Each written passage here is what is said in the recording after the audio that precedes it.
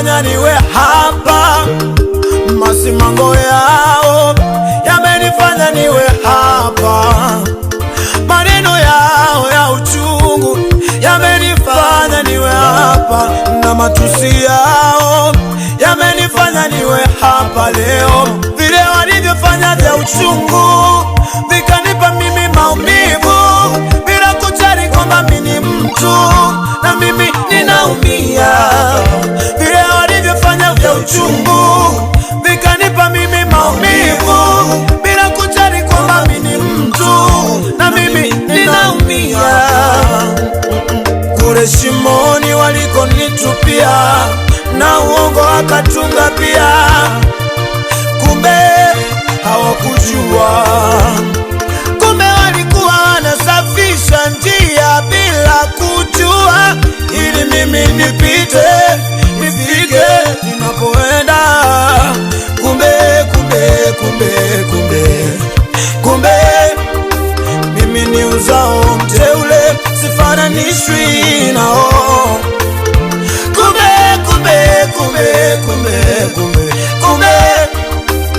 walipodhani kuna negative, kumbe kuna positive, hawakujua. Kumbe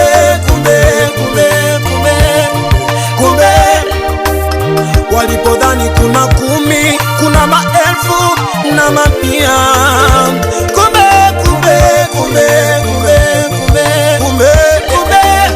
walipodhani hamna kitu, kumbe kipo kimejificha.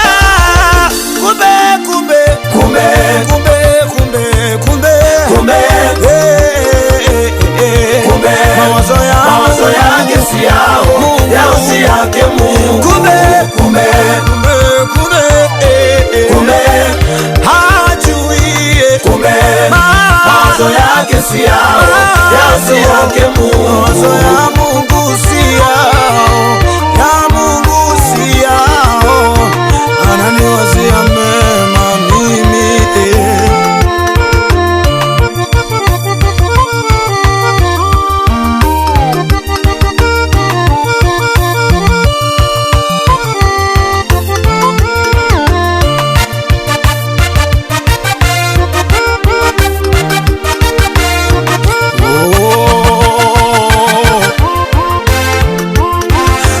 Usimdharau, usimjua, sote tupo chini ya jua, hatujui kesho ni ya nani.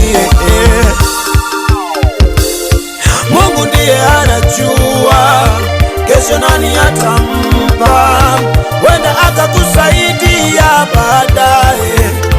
Usipende kuonekana mwema kwa kumchafua mtu. Biblia imesema na ni maneno ya Mungu, atakaye kuiponya nafsi yake ataipoteza. Weka akiba ya maneno yako, utanishukuru baadaye. Nani alijua kwamba Yusufu ni waziri mkuu? Nani alijua Daudi atamuangusha Goliati? Walimdharau kwa maneno, wakasema huwezi, ila kumbe hakujua. Kumbe mimi ni uzao mteule.